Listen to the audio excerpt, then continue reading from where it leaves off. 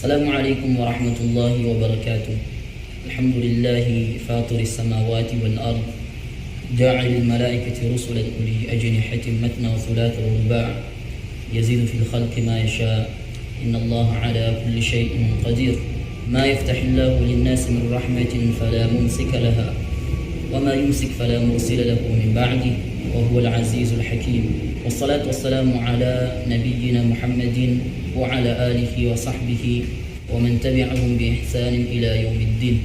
Tidak lama setelah kematian Nabi Musa, Bani Israel diserang oleh pasukan Jalut. Mereka dibantai, mereka dimintai untuk membayar upah kepada sang raja yang mengaku sebagai Tuhan kala itu. Berbulan-bulan, bahkan bertahun-tahun lamanya mereka seperti itu. Di antara mereka ada yang diusir, di antara mereka ada yang dipisahkan anak dan orang tua mereka.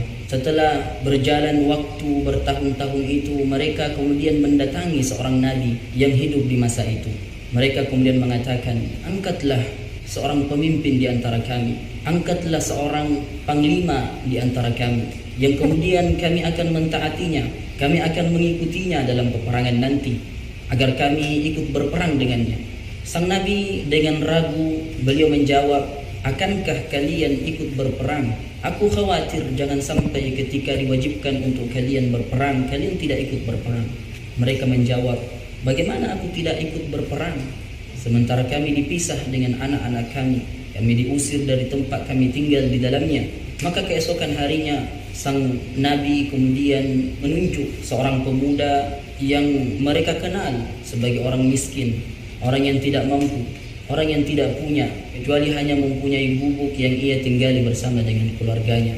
Mereka kemudian berkata, bagaimana mungkin dia menjadi seorang pemimpin di antara kami, sementara kami mengetahui dia bahwa dia itu adalah orang yang tidak mampu, orang miskin, tidak mempunyai apa-apa kecuali satu gubuk yang ia tinggal bersama keluarganya di sana.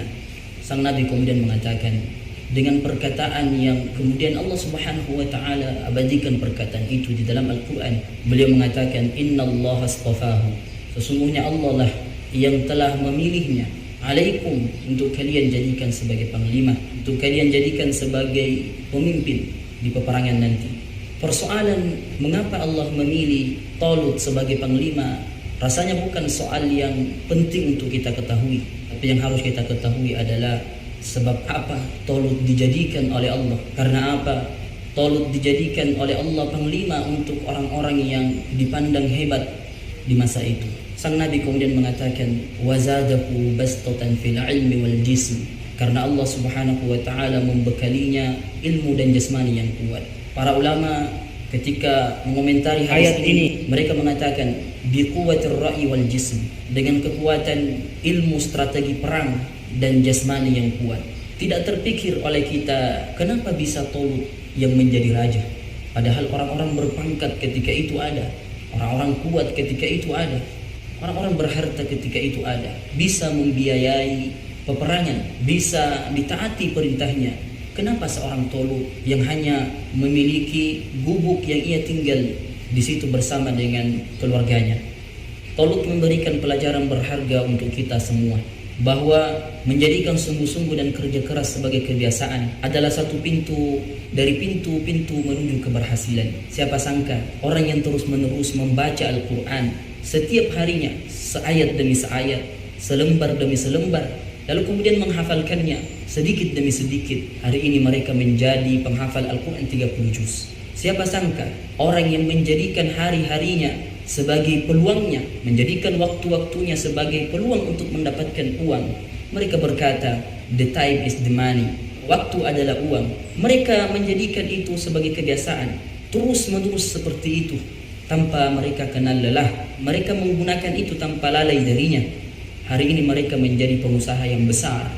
Siapa sangka orang yang pernah menjadikan ludahnya sebagai tinta, tangannya sebagai pena sekaligus buku, untuk dia menulis pelajaran yang ia dengar dari gurunya, ia jadikan itu sebagai kebiasaan. Di situ dia bersungguh-sungguh, di situ dia bekerja keras. Hari ini ia dikenal orang banyak sebagai orang yang besar. Dunia menyebut-nyebut namanya. Beliau adalah Imam Syafi'i. imam ahli sunnah wal jamaah. Mereka semua dikenal orang banyak sebagai orang yang hebat. Mereka semua diketahui orang banyak sebagai orang yang pintar, sebagai orang yang cerdas. Mereka pernah jatuh, mereka pernah luka, mereka pernah sakit, mereka pernah gagal. Tapi orang banyak tidak mengenalnya sebagai orang yang pernah jatuh.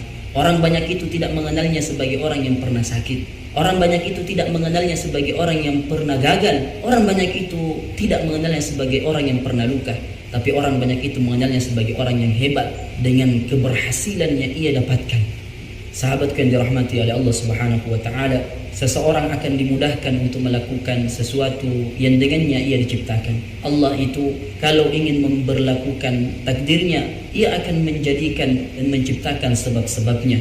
Siapapun yang hari ini bercita-cita sebagai guru dari sebuah madrasah, sebagai pimpinan dari sebuah pondok pesantren, sebagai pejabat dari satu wilayah atau bahkan satu negara, maka jadikanlah sungguh-sungguh dan kerja keras itu sebagai kunci dari kunci-kunci keberhasilan.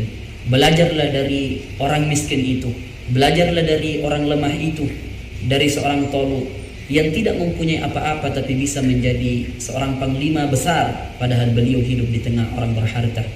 Sahabatku yang dirahmati oleh Allah Subhanahu wa taala, bersungguh-sungguhlah siapapun kita, bersungguh-sungguhlah apapun latar belakang kita, bekerja keraslah siapapun kita, apapun pekerjaan kita, bekerja keraslah siapapun orang tua kita, keluarga kita orang lemah, orang miskin, tidak mampu, tidak berpendidikan, jangan takut. Itu bukan syarat untuk menjadi orang yang hebat. Itu bukan syarat untuk menjadi orang yang besar. Wallahu yu'ti mulkahu man yasha. Allah kalau mau, ia akan memilih siapa yang pantas untuk menjadi pemimpin. Allah kalau mau, ia akan memilih siapa yang pantas untuk diserahkan kepadanya kerajaan.